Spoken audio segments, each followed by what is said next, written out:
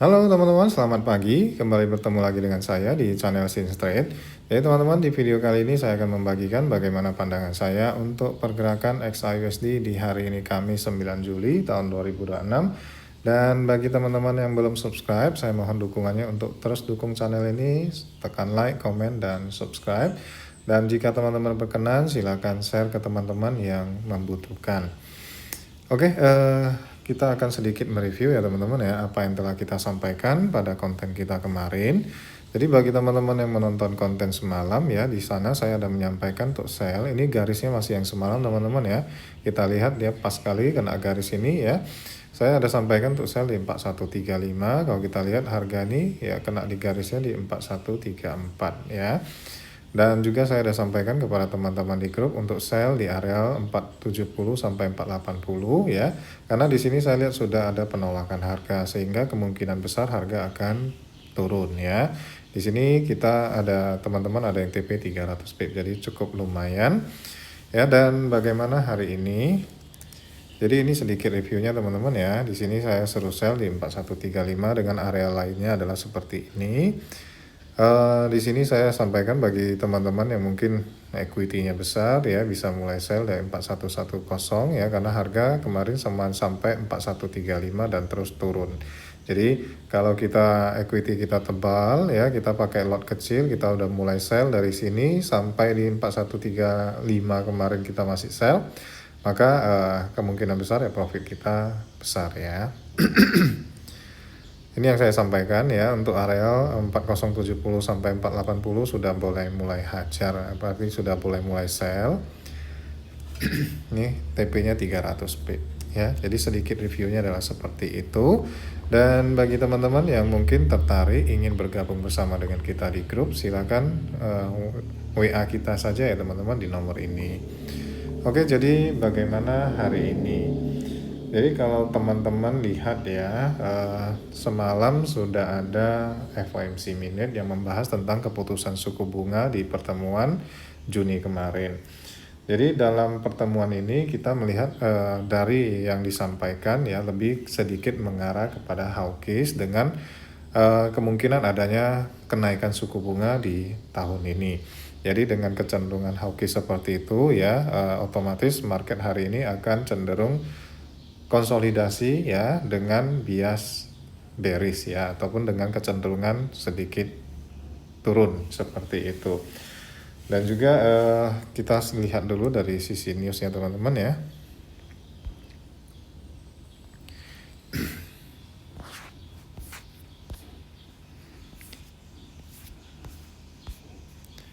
Oke, jadi nanti malam ini ada klaim pengangguran awal dan juga penjualan rumah ya teman-teman ya. Jadi kemarin kita lihat di bulan lalu itu di awal bulan ini ya ada data NFP, di mana NFP tersebut terjadi pelemahan pertumbuhan tenaga kerja yang sangat drastis ya.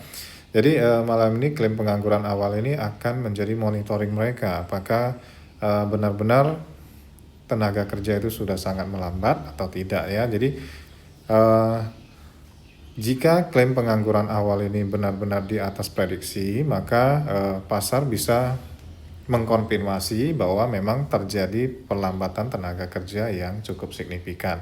Tapi jika nanti hasilnya ini di bawah yang diprediksikan ataupun di bawah yang sebelumnya, maka tenaga kerja itu masih sehat ya, ataupun masih oke. Tidak terjadi yang seperti NFP kemarin, seperti itu bisa diprediksikan seperti itu. Sehingga kalau nanti hasilnya di bawah yang diprediksikan ataupun di bawah sebelumnya, maka ini akan menguatkan USD dan gold itu akan tertekan ya. Selanjutnya adalah penjualan rumah lama ya, ini di jam 21, sedangkan klaim pengangguran di 19.30. Ini dua hal ini akan cukup diperhatikan. Kenapa? Karena penjualan rumah lama ini dia akan mengkonfirmasi daya beli masyarakat di tengah kondisi ekonomi saat ini. Jika saat ini inflasinya masih tinggi tapi daya beli masyarakatnya masih kuat ya, maka ini akan memperlihatkan bahwasannya ya ekonomi masih sehat ya, tenaga kerja masih bertumbuh sehingga kemampuan daya beli masyarakat itu masih kuat. Dan jika ini sesuai dengan yang diprediksikan ataupun lebih tinggi, maka ini akan menguatkan USD dan gold itu akan semakin tertekan. Selain itu, secara fundamental antara Iran dan AS juga sama ya. Konflik yang semakin memanas ini ya memicu lonjakan harga minyak mentah. Ketika harga minyak mentah itu sudah naik, otomatis barang-barang lainnya juga akan ikut naik ya. Jadi inflasi energi naik, inflasi yang lainnya juga bakal naik. Sehingga ketika inflasi tinggi, maka kemungkinan The Fed untuk menaikkan suku bunga semakin tinggi ya. Inilah yang akan mendorong gold untuk jatuh lebih dalam seperti itu. Jadi data nanti malam ya, nanti malam apabila dua-duanya itu mendukung USD itu untuk semakin kuat, maka seperti yang saya sampaikan kemarin, gold itu bisa jatuh ke 3960 ya, jatuh ke area support ini. Jadi hari ini saya sudah sampaikan di grup tadi ya, kita lebih prefer untuk mencari kesempatan sell. Di sana tadi sudah saya sampaikan juga kepada teman-teman untuk melakukan sell di area 4080 sampai 4090 ya. Jadi harusnya ini sudah running 100 pip. Oke, jadi teman-teman ini adalah area sell pertama kita ya dengan resiko yang lebih tinggi ya, karena bisa saja harga masih memungkinkan untuk naik menutupi FEG yang ada di sini yaitu di 4115, sehingga sell di 4115 ini menjadi area sell yang memiliki tingkat resiko yang lebih rendah ya. Jadi kemungkinan harga tertinggi adalah di 4135 dengan area sell adalah menutup FEG di sini 4115 ya dengan nilai resiko yang rendah. Jika kita sell di sini, tadi kita ada sell ini udah running 100 pip ya, 100 pip lebih.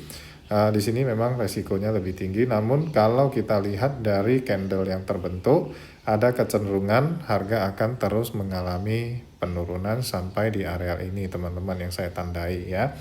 Jadi bisa saja dia akan menyentuh di 4012 sebelum news itu dirilis ataupun harga akan ditarik naik dulu ya. Jadi kita lihat saja bagaimana.